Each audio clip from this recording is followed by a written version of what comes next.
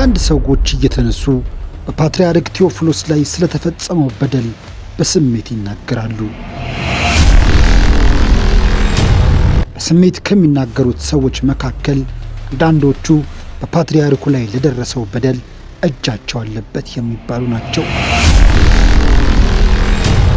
በእርግጥ ፓትርያርክ ቴዎፍሎስ ሁሉም ባይሆን የሥራ ባልደረቦቻቸው በነበሩ የተወሰኑ አባቶች በግል በጎ ሥራ በሰሩላቸው አንዳንድ ግለሰቦች ለቤተ ክርስቲያን የተማረ የሰው ኃይል ለማፍራት ወደ ውጭ አገር ልከው ባስተማሯቸው አንዳንድ የመንፈስ ልጆቻቸው ሳይቀር ተክደዋል።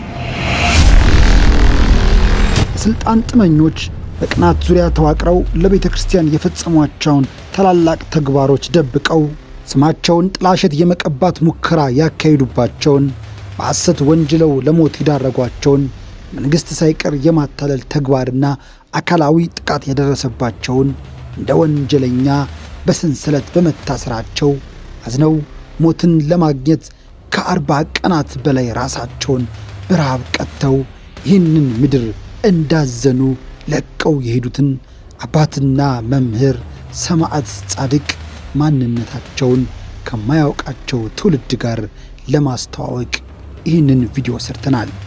አብራችሁን ቆዩ።